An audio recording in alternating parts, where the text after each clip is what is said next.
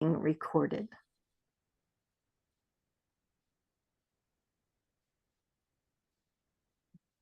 It's recording. Thank you. And then it will be shared with you afterwards. Now it's my pleasure to introduce today's presenter. You probably saw the information on the flyer. Well, I had the good fortune of meeting Kendra and having an experience of her expertise. She gave me her bio, and it's comprehensive. She cares so deeply for coaching, and she's gained all kinds of skills and tools to support us in life's conflicts, internal and external. And she believes in core values of integrity and peace in a lifestyle that includes a big mother's heart. She has 5 children, and she's been 20 years parenting, 20 plus parenting. In her practice as a coach, she uses that to support parents, but also she works to create a safe place where participants feel seen, heard, and empowered. She has certification as generational healing coach, somatic trauma therapy practitioner specializing in internal family systems called IFS therapy. And she's been leading support groups and workshops for over 10 years. Plus, I think she must have been doing it her whole life because she enjoys it. She seems natural with it, and she just exudes something wonderful that you'll get to experience with us today. Welcome, Kendra Stein, as our presenter today. Thank you, everyone. Oh, thank you, Donna. That was so lovely. That just warms my heart. Thank you. That was really sweet. So my name is Kendra Stein, and I do have 5 children, and my oldest is 20. And it's actually, she's the one who really inspired this talk today. 7 years ago is when I found out about ADHD. And I was actually reading a book about it. Dr. Allman wrote a great book, The 7 Types of ADD. And I was reading it because I was trying to understand my husband at the time, because I knew he had it. And as I was reading it, all of a sudden, it just totally hit me. Oh my gosh, my daughter has this. She was 13. And I immediately took the book and I went and found her. And I said, Liana, I think you have ADHD. And I went and I described the different things in the book. And she was like, oh my gosh, Mom, that makes sense. Like, she just was like, oh, I'm not just a bad kid. Like, there's a reason why I struggle with these things. And I was like, yeah, you're not a bad kid. And I felt so bad for just always feeling like, man, why can't she just do what the other kids do? Her younger siblings are better at doing the chores and doing their schoolwork and things that she was, but she's so brilliant. And I just couldn't figure out why she was different. And that book just, it was a life transforming experience for her, for both of us, just having this new perspective. And so over the last 7 years, we've learned more about it and we've understood it more. And I actually have a 9-year-old now, my youngest, who also has a lot of similar characteristics. And so I was again interested in studying, and I actually came upon this book called Scattered Minds by Dr. Gabor Mate. And I thought I knew everything about ADHD. And this book blew my mind again. I learned so much more in depth about what it really is. And I really understood my children better, my oldest and my youngest. And also myself, there was some things I noticed that I resonated with as a sensitive individual, that came from a childhood of a lack of attention, emotional neglect, and that I noticed I do some of these things. And so it was really validating for me too as an adult. So I just found it so fascinating and so helpful that I wanted to share. So that's what we're going to do today. I made a presentation. There's 3 parts, and we're going to have just a quick breakout group sharing after each presentation. So if you want to take notes, I'm just going to ask what stood out to you, anything that you learned that you didn't know before about. So ADHD is the technical term that all the doctors and people use nowadays. But Gabor Mate, he sticks with ADD. So we'll say ADD for today, but technically ADHD is the term that most people will use. So this is the book, Scattered Minds, The Origins and Healing of Attention Deficit Disorder. So there's three major features that are pretty commonly known about ADD: poor attention skills, lack of impulse control, and hyperactivity. So poor attention skills, easily distracted, zoning out, can't really stay focused, short attention span. We all know that's kind of the common understanding of ADD. Also, it can be an unbalanced focus of attention, where the attention might be hyper focused on something where they are not paying attention to everything else, and so it's imbalanced. So there's also the impulse control. Someone who has ADD often interrupts a lot. They're impatient. I know my littlest one especially, she's like, Mom, I have to tell you right now what I'm thinking. I can't wait because then I'll forget. And so she wants to tell me. She has to interrupt me to tell me. And often they'll talk a lot. And also my littlest one, Alyssa, she'll say, Mom, I think I talk too much. Mom, do I talk too much? Mom, I think I talk too much. And so she already knows as a 9-year-old that she talks more than maybe her peers do. And so there can be some impulse control issues where they also don't have that cognitive kind of pause of thinking about consequences to things, and they'll just impulsively spend or buy or make those decisions. And so this is a common thing for ADHD. And the last thing is hyperactivity, which is not just getting up and running around all the time, but it can be little things like nail biting. I know, like chewing on the inside of your cheek can be one thing. Excessive talking, so just a lot of talk. Restlessness, just inability to sit still, or restless leg syndrome, things like that. And I know my littlest one just can't even sit at the dinner table for a whole meal. Like, she just is constantly getting up and kind of going to pet the dog or do something else and then come sit back down. So that's a typical trait. So the one thing that Gabor Mate explained that I thought was really fascinating was that there's a time intelligence circuitry in our brain that when we're young, we have not really a good sense of time. You know, I tell my little kids, oh, 5 minutes until dinner. And they're like, oh, that's so long. I can't wait that long. I'm starving. They don't really understand 5 minutes is really not that long of time, right? And so there's a hard time kind of figuring out how long things take and what is a sense of time as a child that really is kind of like there's now or there's never. But so in ADD, it means that circuitry actually didn't get developed. So as an adult, there is a struggle with understanding how much time things take. And so my oldest says that she has to actually get places really early because she has such a hard time gauging and judging how much time it actually will take her to get ready and get to the place where she's going to go. So she's always late unless she learned actually she just has to show up way early. And so that's a symptom of ADHD. Is just not quite understanding time or thinking like, oh, I have 10 minutes. Okay, and they embark on some big project. They don't even realize how long it's actually going to take.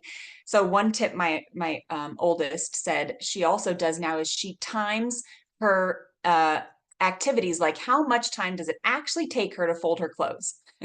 Oh, it only takes her 10 minutes. Whereas before she had no idea. So she would let the clothes sit there and pile up because she thought, oh, it's going to take me all day. She really didn't know. So now as she's timing the tasks, now she goes, oh, okay, I've already timed that. I know how much that's going to take. So I know if I have this much time, I can fit that in. So she's really having to retrain and develop that part of her brain. So something we need to understand is about the prefrontal cortex. This is an important part of ADHD. The prefrontal cortex is the area of our brain that's in charge of thinking, problem solving, the impulse control, delaying gratification, focusing our attention, emotionally regulating ourselves, plus inhibition, preventing us from doing things, that kind of pause before we do something. And so we have ADD when the prefrontal cortex is underdeveloped and underactive. The ADD brain lacks the ability to prioritize and inhibit thoughts. So this is a great example. I'll show you. Gabor Mate has this in his book that helped me understand this. So in an ADHD brain, there is so many thoughts coming all at the same time. It's just overwhelming. There's thoughts coming all different directions about all different things. And it's like one big traffic jam, just constant chatter in the brain. And so in ADD, the prefrontal cortex is what's supposed to be directing that traffic and inhibiting certain thoughts and telling other thoughts to be a priority. What are we supposed to do now? What is not important until later, right? And so in ADD, the traffic cop, the prefrontal cortex, is asleep because it's underactive. There's not enough electricity going to the prefrontal cortex. So one way that we can wake up that traffic cop, wake up the prefrontal cortex, is through dopamine. And so once we've gotten enough dopamine to the brain, then the traffic cop is doing his job. He's saying, okay, these are the thoughts that are a priority. Let's do these now. We'll save these for later. You know, what color your friend's dress was yesterday, not important. Just get rid of that one, inhibit, okay, what are we going to eat before we go to work? That's important. Let's do that now. Directing traffic, putting order to that chaos, to that traffic jam. So without the dopamine, we end up using procrastination as a way to have a natural hit of dopamine, this immediate threat or imminent threat of, oh my gosh, my test is tomorrow and I haven't studied at all. So then immediate dopamine gets that prefrontal cortex to wake up and start functioning. So that's a common trait. Also, sometimes it can be so chaotic, so much, and there's no dopamine there. So then we'll go into like a passive state where it's passive attention. It's just sitting there scrolling or sitting on the couch and just zoning out and not really being able to get up. My daughter says it happens a lot where she knows she's supposed to get up and do something, but she just can't. And the more she thinks about it, the more stuck she feels. And it's really escaping that chaos with that lack of dopamine in our brain. So then, of course, that leads to shame. So, and especially before my daughter knew, she felt so much shame. And of course, because of me as the parent being like, why are you like this? Why can't you just get up and do your chores? Why are you laying around staring at the ceiling when I've told you 5 times, right? So this is a natural response and a natural feeling for kids with ADHD. A few other attributes, they feel sometimes like they don't really belong. They don't fit in. Like my daughter felt like, why am I different? Why am I like so not like my other siblings and other kids at school? And she always feels like there's something she's supposed to be doing all the time, but she doesn't always know what it is. Just feeling like she's missing out or there's something missing there. And she's kind of in that state of like, oh, I'm supposed to be doing something. What is it? And then the other thing I found fascinating is it's hypersensitivity.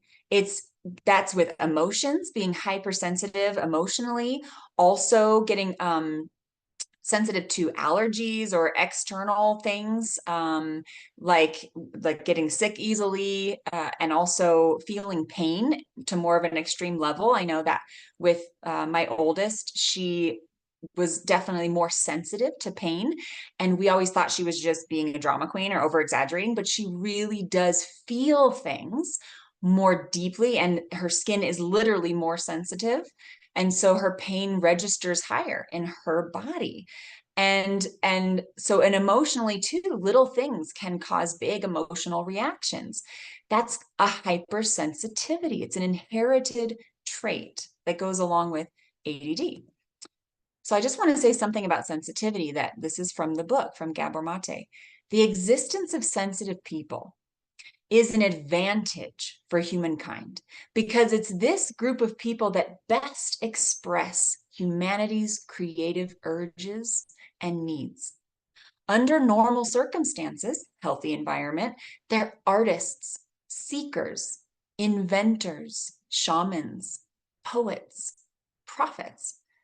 Sensitivity is transmuted to suffering and disorders only when the world is unable to heed the exquisitely tuned responses of the sensitive individual.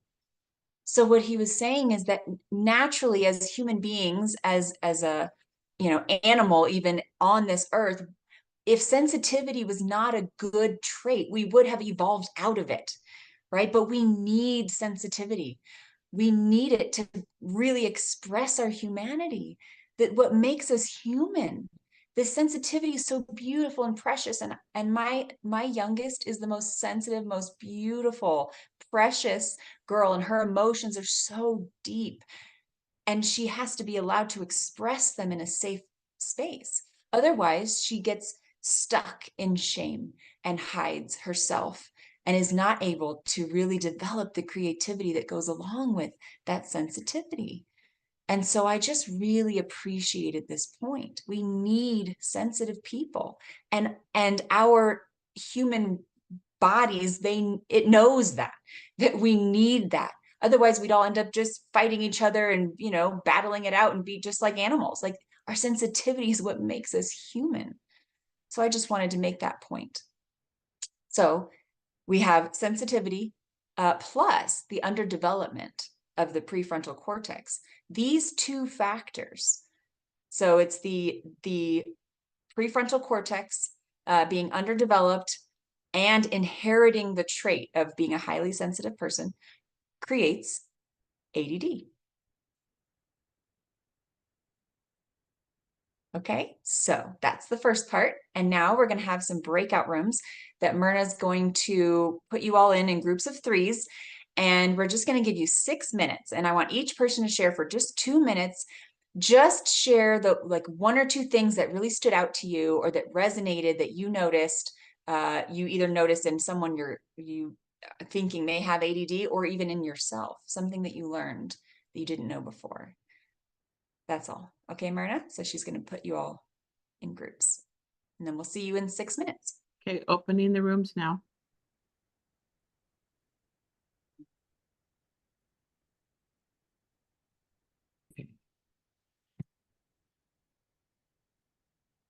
Okay. Hmm. Okay. I think everyone should be back now. Okay. Welcome back, everyone. I'm happy that you get to do breakout rooms because it allows for that a little bit more sinking in to oh, what did I just learn? What was new? And this kind of, being able to talk about it in a space with other people having the same kind of experience is really cool. So I'm going to start on the next section. I'm going to share my screen. Here we go. Perfect. And we'll have more time for question and answer at the end too. So write down your questions if you have them. Okay, so what does a child's brain need in order to develop properly, right? If there's an underdevelopment, it means that there's things what does it actually look like to have all those things in place? Well, the number one most important thing we need as a child for our brain to properly develop is a secure attachment. And so a child with a secure attachment feels safe to be themselves. They know how to trust other people and they connect with other human beings, and they feel a sense of security as they go out into the world. So what are the elements of secure attachment? 3 things: attunement, emotional regulation, and healthy self-esteem. These things, if they are there, a brain will develop properly. So attunement. This is the ability to be aware of and respond to another person's needs, emotions, and moods. So just where the parent is not so caught up in their own stress and their own life that they they miss their child. They don't pay attention. It's attunement is being able to stop whatever you're doing and notice what's going on with your child. That's attunement. Emotional regulation.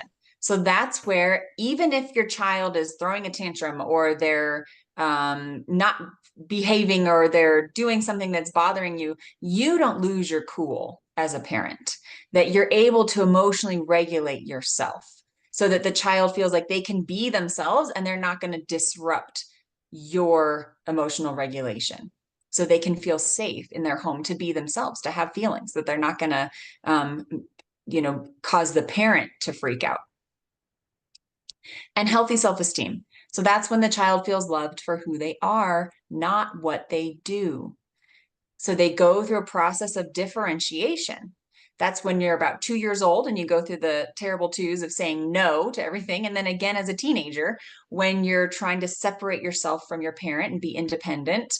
And so in these stages, if you're celebrated for your differences, that you're allowed to be who you are, even if you're different from your parents, then you develop healthy self-esteem. So what happens? What goes wrong? So ADD is developed when a sensitive child is born into an environment that does not have those elements of healthy attachment. So let's look at why these elements are missing, especially in America. We actually have a lot more cases of ADHD than other countries do.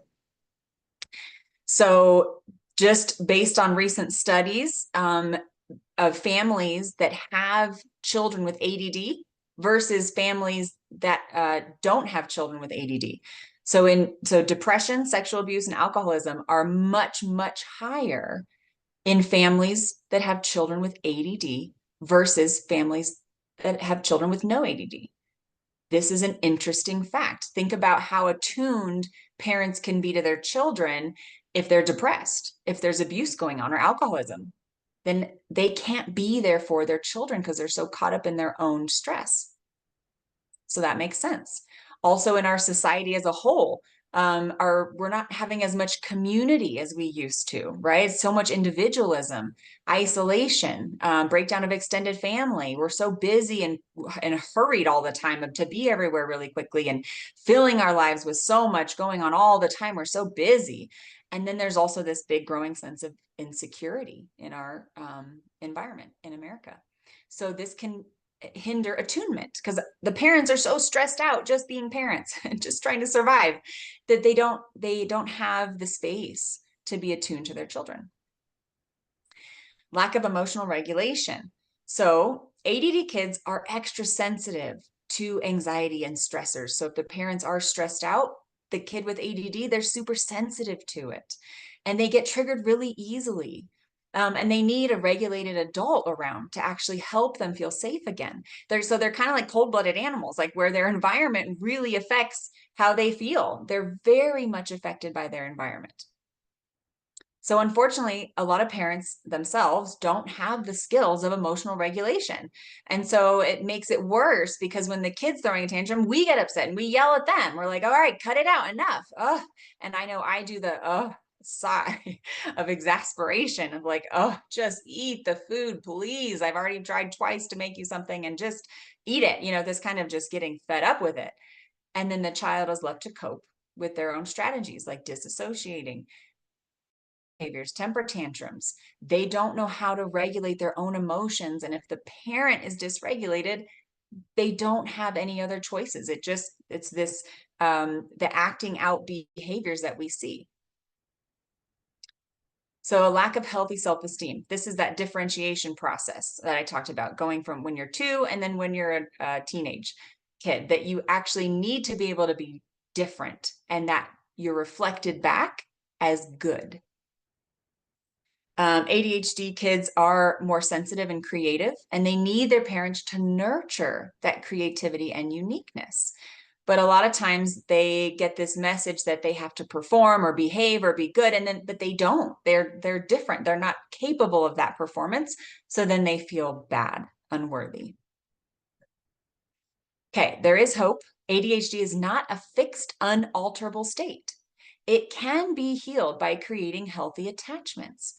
So they actually did some studies that with ADD children, a warm, positive contact with an adult is just as effective as a psychostimulant. So we give kids Ritalin and all these, dopamine and things. But actually, if they just had a warm, positive contact with an adult right next to them, it has the same effect because their brain is calmed through a healthy attachment. When they're not so worried about attaching to a caregiver, their brain is freed up to focus their attention on the task at hand.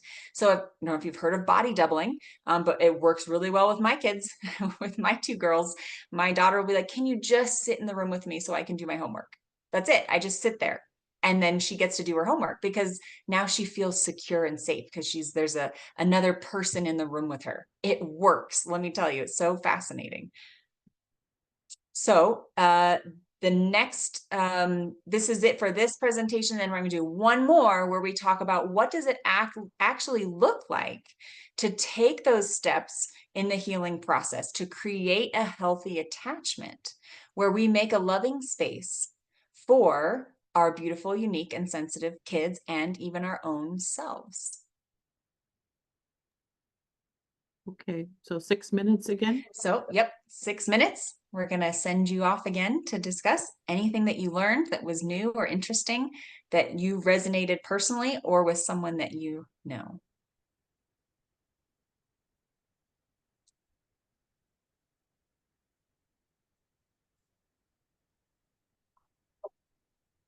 I think everyone's back now.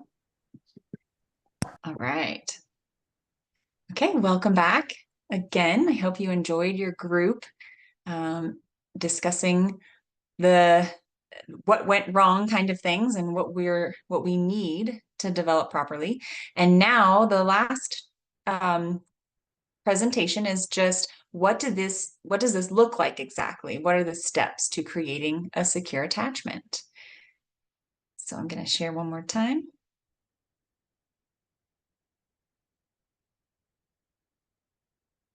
Okay. Building a secure attachment. So first is debunking the myth.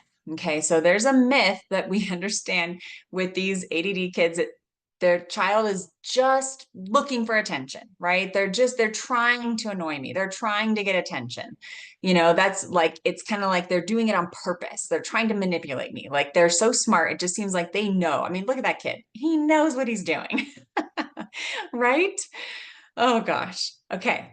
However, they're not just looking for attention. Like they literally are looking for attention. That is exactly what they're doing because they have a deficit of attention deficit disorder. It's a deficit of attention. So they are looking for attention because they don't have enough to begin with. And so even negative attention is better than no attention.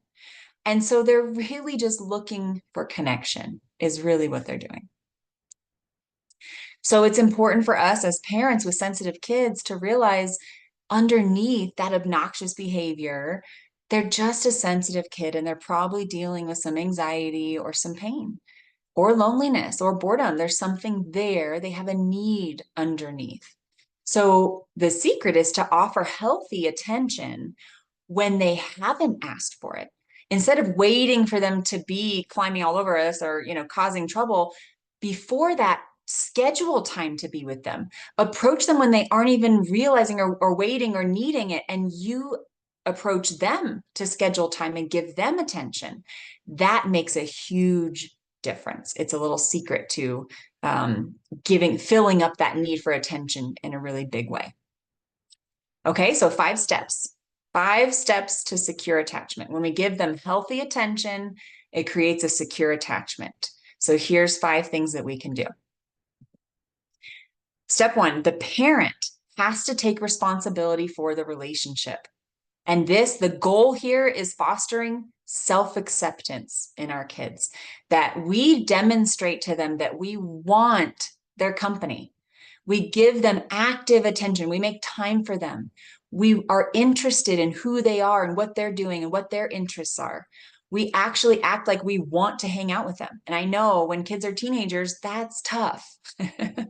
And so sometimes, you know, it really, I have to be intentional about not kind of dozing off or like not paying attention when my son's talking about his video game that he's all excited about. I really try my best to be engaged and really understand his excitement and understand the plot and all the things that he's telling me, because that's how he's trying to get attention from me, right? And so, and with my kids, it's showing them that I want to be with them. I like hanging out with them. That's huge. And that's my responsibility as the parent to make time for them. Okay. And then step 2, avoid pointing out faults, shortcomings, and mistakes. So we're trying to increase their sense of security and reduce their shame, because these sensitive kids, man, they really hold on to shame. They feel it so easily. And so criticism is devastating to a sensitive kid. And they already are starting out with some low self-esteem. And so we have to be really sensitive to the way we speak and to, you know, notice, what are you saying to your kids when you're approaching them? Are you asking them about their grades? Are you saying, did you get your chores done? Did you get your homework done? Did you do this? I noticed there's stuff all over the place. You know, you're pointing out their flaws, or you're saying, hey, I already asked you 3 times. And so we have this kind of tone of, we're always approaching them because they're doing things wrong. They're going to feel criticized and shamed. And so we want to really be sensitive and careful about how we're approaching our kids and what we're focusing our attention on when it comes to them. And so step 3, we don't want to overpraise them. We want to actually reflect back their feelings instead.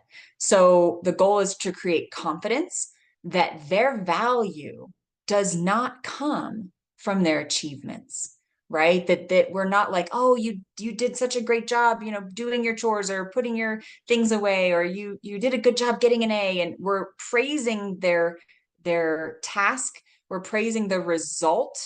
And that leads them to feel like they have to do a good job, or they have to perform well in order to be valued, in order to feel valuable. So instead, when they do a good job, we want to be excited for them. So we praise their effort. Wow, you worked so hard for that. Good for you. Man, how does that feel to finish that? It must feel so good. You must be so proud of yourself.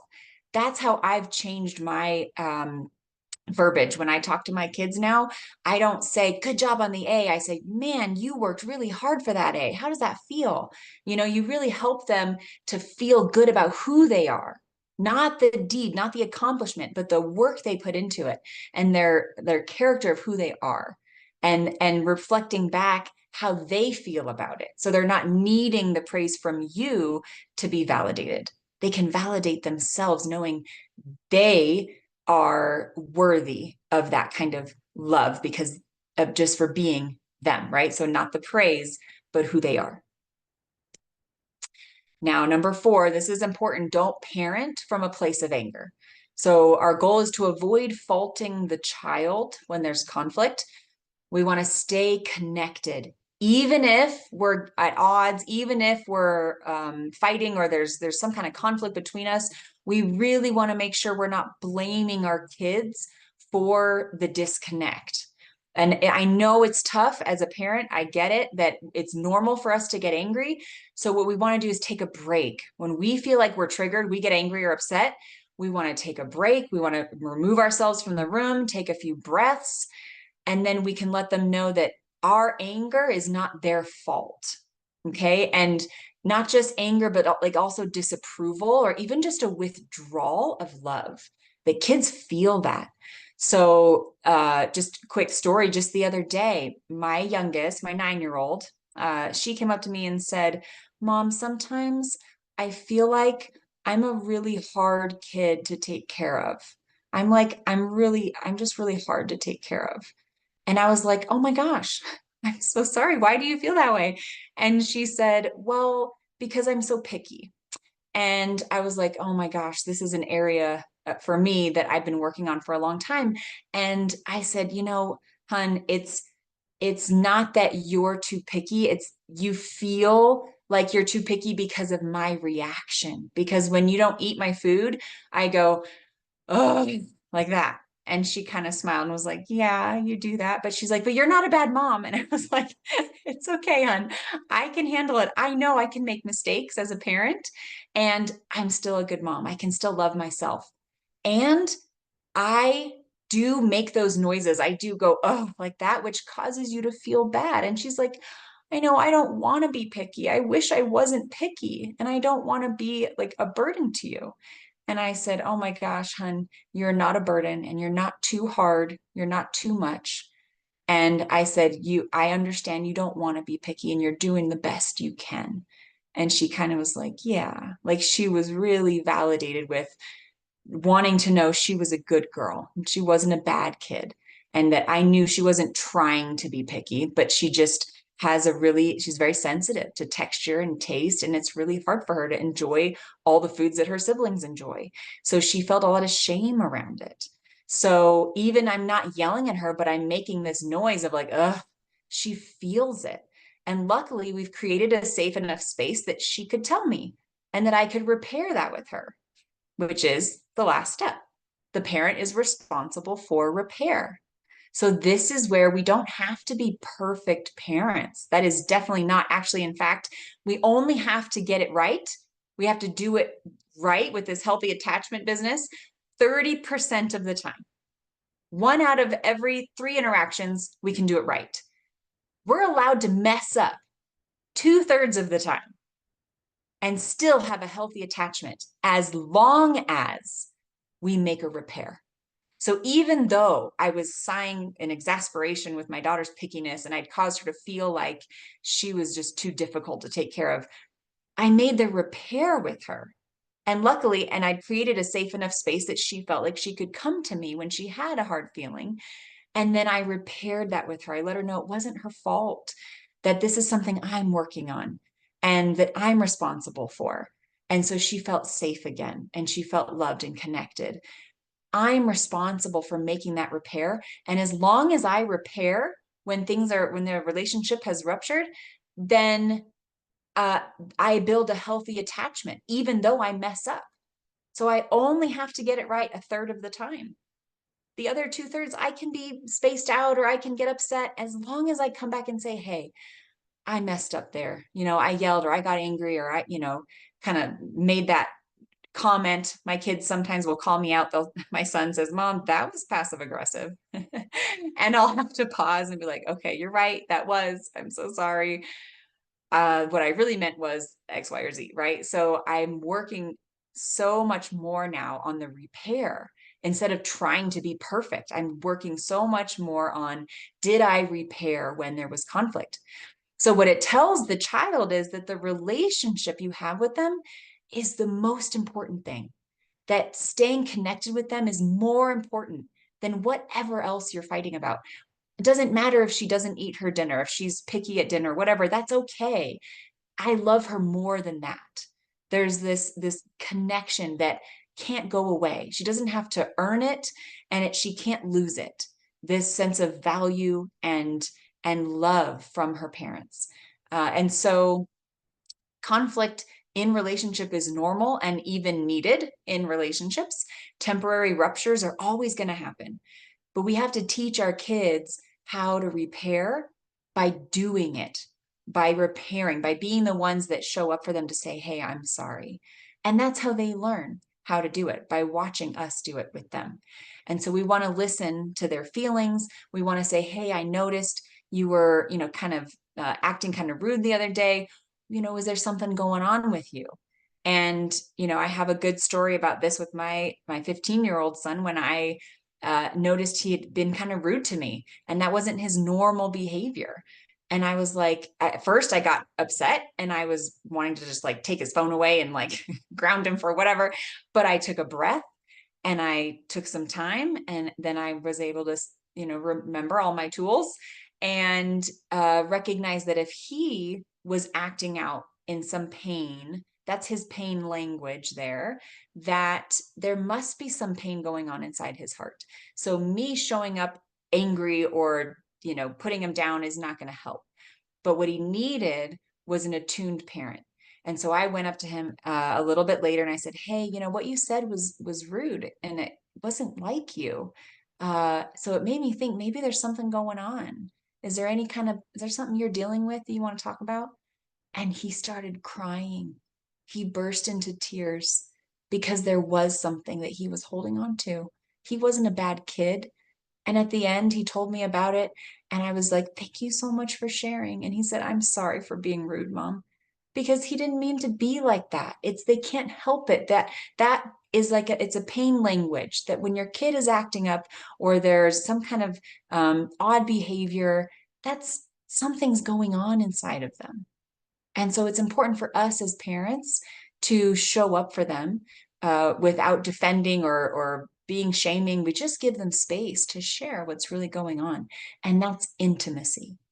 Into me, you see, opening up your heart, letting them open up their heart and letting it be safe. Okay, last bit, healing ADD as an adult. There's spiritual and physical self-care. The hardest thing for adults that have ADD is self-care. To put ourselves first is really, really hard. We will often take care of other people really well, but taking care of ourselves, pretty difficult. So spiritual self-care, especially as a parent too, of a child with ADD, have compassionate curiosity. All these things that you're learning today, be curious about them, be compassionate, don't beat yourself up. Learn to accept yourself and your children without the guilt and the anxiety and the shame that come with that. Just knowing what is there for a reason. It all makes sense. We don't want to punish ourselves for not having figured this out sooner. And it's really, really helpful to choose some kind of support. So a counselor, therapist, going to a doctor, or even joining a support group, something that can give you support in this area so you're not trying to do it all alone. And then physical self-care is also really, really important. Our physical space, when we have ADD, it's very normal to have a lot of clutter. And sometimes our piles have piles. And I know my oldest daughter will come in and she'll have like all of her things spread out over my whole house, even though the other kids are really good about keeping their stuff to themselves, but she just spreads out everywhere. And so it's normal to have a lot of chaos and clutter, but that makes our insides feel chaotic. So actually helping to keep a clean space around us will help us feel more calm inside. Getting a good amount of sleep, good nutrition, taking a break, getting out in nature, grounding ourselves out in nature, relaxing, not being too busy and too many activities is really important. Also finding an outlet for your creativity, because as sensitive people, we are also very creative. And we might be sometimes too busy to express our creativity. And that's hurting us. So we want to make space for that in our lives. We will be happier, and so will the rest of the people in our lives.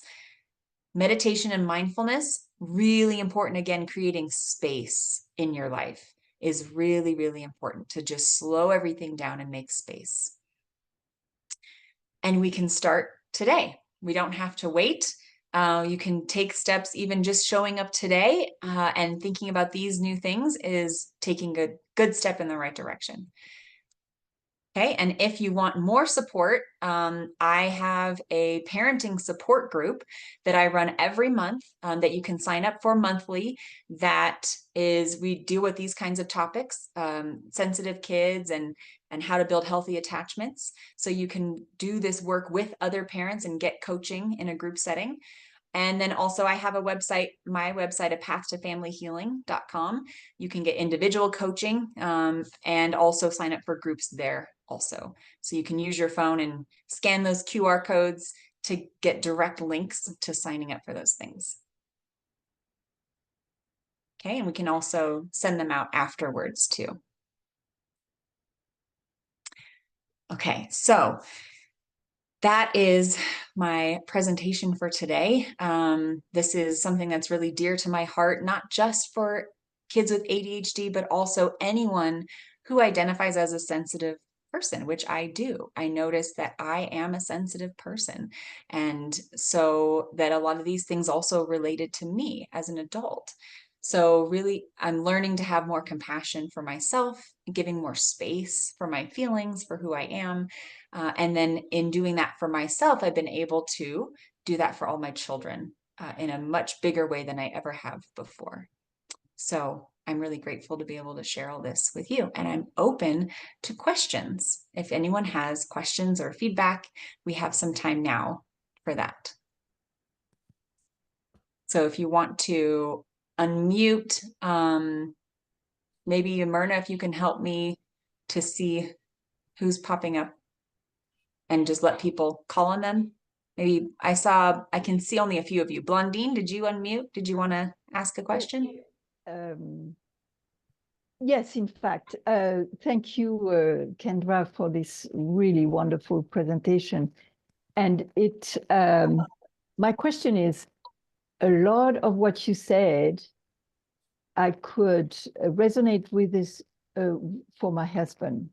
And so my question is, how do I help him? Like, I cannot go to him. Oh, I just learned you have ADHD. I don't think he will let. Guess what? Guess what? Yeah. So how can I approach him in a good way? Yes. So you got it. We can't tell other people if there are equals, like our husbands or other people. Our children, we can kind of guide them because we're their parents. But if it's another adult, then we are not responsible for them, for their healing, right? But we are responsible to how we respond to them. So now that you know, that you understand where this is coming from, you can have some compassion for the behaviors. And then you can start to lean into those steps of healthy attachment. So when you're approaching him, are you noticing there's a lot of criticism? Do you start to point out the things he's doing wrong, right? Do you wait until he's, asking for attention, and feeling like, oh, it's too much, right? Or are you making space and time to listen, right? A lot of adults with ADD talk a lot. So they can be overwhelming. I always tell him, you talk too much. Yes. I know. Yes, right. I get that totally. And then they can interrupt, and it's hard to have a conversation. So, but it's important to just give really loving feedback and to make time and space for them, to fill them up so they don't have that as much of a need for attention, because they're going to feel more filled.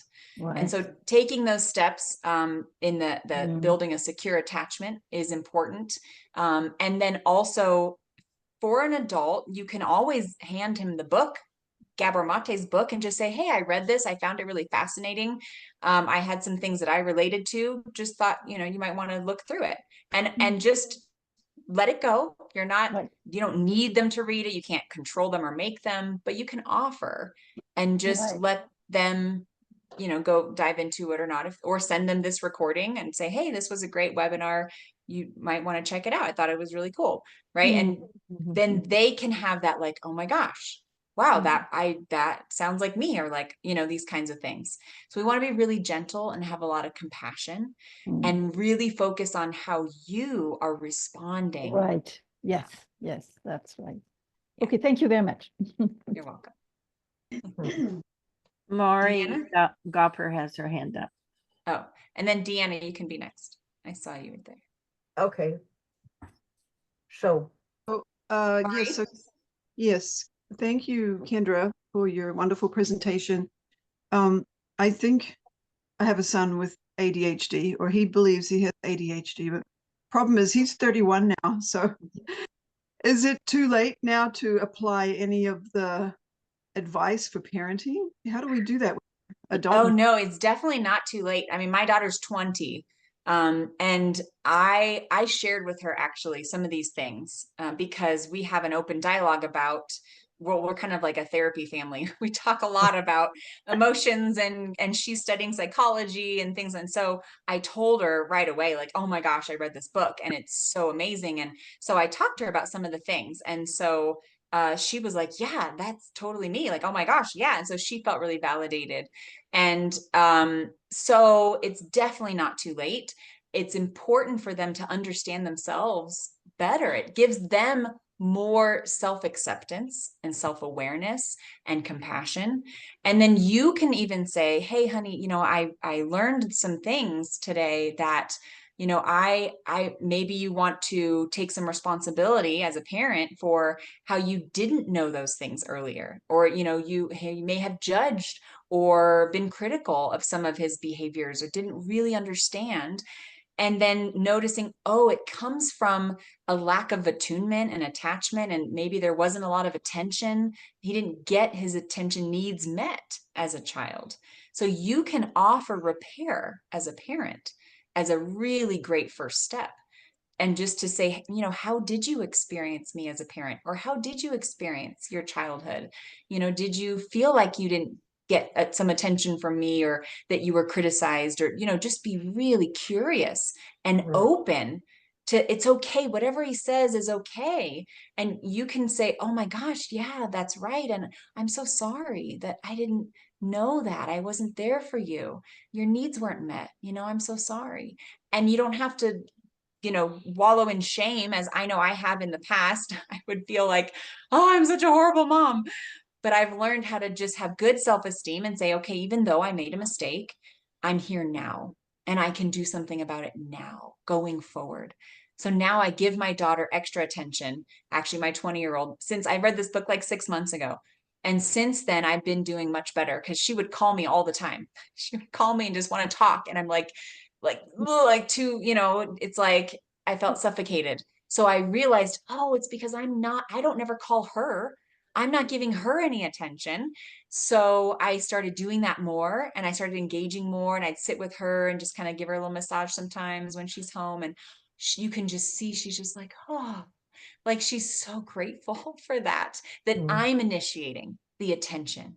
And then she doesn't call me as much, and she's not as needy because I'm filling up her needs with my own intention. So that's all, even as an adult child, like I'm making a difference for her and being more sensitive to her needs. Thank you. Mhm. Hmm. And then Deanna. Okay, thank you. Wow, there's a lot here, a real lot. Yes. I can't wait to go over the recording and to get the book. But there's a curious thing that has happened in me and my sister, my physical sister's life, and I was saying it in my group. When we're startled, we scream. I mean, really scream. I was saying the other day, I went to her door. She lives right across the wall here. We're in her triplex. So I go to her door and I know she screams. So I say very quietly, you know, hi, Marilyn. And she'll scream. And then I scream. It's like, it's so unconscious. It's just like when things Yeah. happen, I scream. But I think this is not normal. I think I even screamed when my boss startled me once, which is really embarrassing. But there's something behind it. And I know it's really deep, but it doesn't. She has diagnosed ADHD, and I have maybe undiagnosed ADHD. But is that like a characteristic of sensitivity or craziness? It can absolutely be a characteristic of sensitivity, because imagine it's like having thin skin. It's really like what it sounds like is that if your emotions are just under the surface, so any little poke, they'll explode, they'll come out, you'll feel it to a bigger extreme than a non-sensitive person. If they'll have thicker skin, so they can get poked harder and they're not going to notice, they're not going to be as affected by things. But as a sensitive person, noises and sounds, oh yeah, my oldest daughter, she noticed a lot of sensory overload, where if it's too noisy, too many people, and my little one too, oh my gosh, she covers her ears all the time. And if it gets too loud, I have a lot of teenagers, so they get really loud and she'll just start covering her ears because it's too much for her. She can't handle the noise. It's like her whole body feels it. So she's just really sensitive. And and her heart is really sensitive too. Like if she thinks even like one of the dogs is being left out and not treated fairly, she gets really upset. Like she just is like so passionate about everything.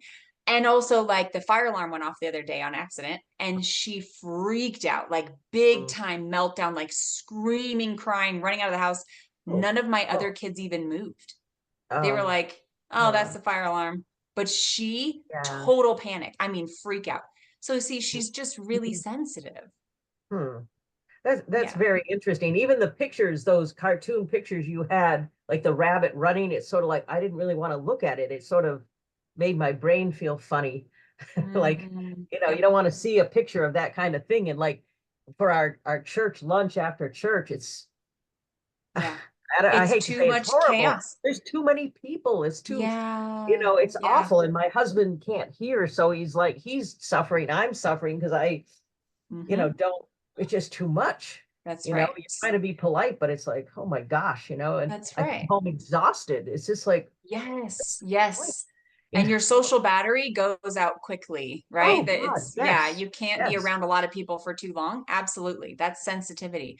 And so yeah, that's normal for a sensitive person, but it's mm, not normal for our culture, right? That our society, especially America, yeah, has a society that's not designed for sensitive people. And mm, so even for people are sure, sensitive to food and things, right? And so we get sick easily, or we like there's a lot of sensitivity. And our culture has made it seem like it's the people that are bad. There's something wrong with them, but it's not. yeah, This is what I mm, want you to take away is your mm, sensitivity is beautiful. It's precious. It's a gift. And it's your job to nurture and protect and keep mm, that gift sacred mm, and good, that it's not bad. mm, It's actually very beautiful. So you get mm, to nurture it and be and protect it. So you mm, just know I can't be in big crowds for long periods of time. It just doesn't work mm, for me. And there's mm, nothing wrong with you. yeah, You're sensitive. And that mm, should be treated really delicately and with a lot of sacredness mm. and instead of shame. So It's that's true. what I want you to take with you. Yes. The If you, people end up thinking you're weird because you don't come to things and then you do, and then it's like yeah. I can't. Well, it's none of my business what people think of me, but I I I reckon that I outwardly I feel like I'm Mhm. anyway. They don't Yes, I totally understand. get it. They Yes, don't you get got it. it. So find Uh, people who get you and share people that you live with, share about who you are and what you mm, need mm, without shame. This is who I am. This is what I need. And find people in your life that have mm, compassion for that and can yeah. support you in that and don't make you feel bad for who you are. But it Mm, starts with you not feeling bad about yourself. And then you can find your environment. You can create your environment to be more safe for mm. you. Thank you. I Yes. really appreciate that. Yeah. Mm, Thanks, Dana. yeah. So I think our time's up. And if people have more questions, please feel free to email me, Kendra Stein Family Coach at Gmail. Sandra, Kendra, I think we have time for one more. There's Okay. All right. I Shirley, just want to make sure we had time for the yeah, ending thing. Okay. Shirley Chimes had her hand up. Shirley, do you still Oh, have? great. Yeah, thank you, Myrna, for allowing me time because I actually have a ton of questions, but I'll make it real Hi, Shirley. fast. Hello, Kendra. Yeah, I can't help noticing we're all women. Women take the responsibility for healing their family. That's what Mother says in her book. I've had the experience about, when someone else wants you to read a book, I've had the experience more than once of somebody coming to say, you really need this book. You need to read it. You need to change. And the best thing in my life, though, is I have a new granddaughter born in Birmingham, England. Her name is Freya. I'm not sure how I'm supposed to say it still. Freya. She's 19 days old. My son calls me and he was holding her on his lap, and his other two older daughters are in the house somewhere. We just silently looked at his daughter, my granddaughter, just silently. The attachment was so real. It was just, we talked about her hair, her eyes, the clothes she had on. but just her presence, just being together with my son and granddaughter, the attachment was so real, and I couldn't stop thinking about it until right now. I realized, Kendra, you've told me I need secure attachment. Yeah. And I'm looking for that because when I find somebody, and if I may have to express myself, I found they've repeated it to other people, it comes back to me. I'm looking for a secure attachment. That's And I'm so very happy that my son, he took a month off to bond with the five of them. Wow. Yeah. And Wow. it's really happening. I'm just so happy. He looked younger, he looked more handsome. Really. That's wonderful. Thank you. Oh, thanks for sharing that, Shirley. Yeah. And you make a really good point too, that actually a big part of our attachment comes from the first year and maybe up to 2 years of our life. The bonding between the mother and the child in the first year is really, really important. And so that's even where if our needs aren't met in that year, it can affect us for the rest of our lives. So it's interesting with my children. I think my oldest daughter, I actually did pretty well with her as an infant. But then a little bit later in her years, it was not as safe for her to be herself. And then my youngest, our family dynamic is a lot healthier now. But when she was born, she was really sick. And she like projectile vomited all the time, and she wouldn't breastfeed. And I had the hardest time I've ever had. And she was my 5th kid. Thought I had knew what I was doing, but apparently just that first year was so difficult. So I was a really upset parent. I was just so like constantly stressed and upset. And now she's got a lot of ADD symptoms. So it's because of that first year, that not because of even our whole home environment as much as, man, that first year of her attachment was really, really hard. So, but now I'm really attuned and making up for that. And so it's never too late to develop a secure attachment, no matter what it was in the beginning. We can always create it. We just have to know and then lean into that work little by little to create that for ourselves. Yeah. And our kids. Thank you so much. Yeah. Okay. So now It's my turn. I'm MC. yay. Thank you, Donna everyone. Avey here. Thank you for joining us. And Matthew Kohlberg, we acknowledge you're the male among us. Oh my gosh. I always learn a lot from women. Sorry, Yay. Matthew. My wife and I have 3 daughters, so it never ends. Yes, it does never end. Accept my apologies, Matt. We're so grateful for the presentation today. We look forward to expanding our knowledge in this area. And we also have some announcements. Myrna's going to give us an announcement about next month. Oh, hold on, I shared the wrong thing. I'll try that again. But while I'm finding it, I just want to say that Kendra's, the recording and Kendra's contact information will be in the follow-up email that we send out. And next month, actually, I am going to be the presenter, and we are going to, we've done some things on inner child before, but it's been a while. So the presentation is going to be on reclaiming health and wholeness, healing the inner child. And a lot of what Kendra said today connects with recognizing what we need and finding ways to get that. And so it'll be on September 21st, and the details will be in the follow-up newsletter. Thank you. Thank you so much. Thank you, Myrna. So put it in your calendar, think about attending. And now we want to thank you all for coming. And we do look forward to seeing you next month.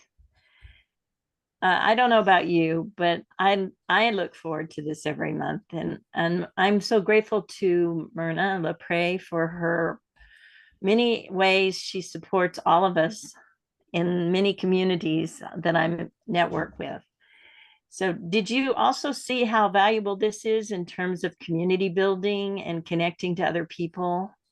I get so inspired about this.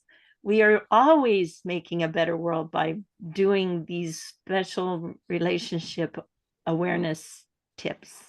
is my experience. What about Sure. you? Sorry, Myrna? one thing before we sign off. Could I ask everybody who's able to turn on your camera so that I can take a snapshot of everyone who's here today? If you're able to turn on your camera, just for this short moment. Okay, thank you. You mean the video camera? Yes. Yeah. Okay. Okay, I got it. Thank you. Are you gonna send us the picture? Sure, I'll include that.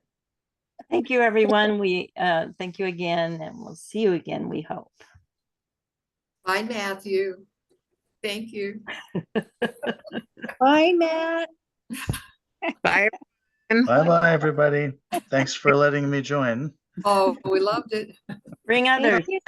Yeah, come back Next anytime. time I'll bring Marianne. Okay. She's the better half of the couple. Thanks, Donna. Thanks, Myrna. Yes. Thanks, Kendra. Wonderful. Bye. Thank you, everyone. Bye. Thank you.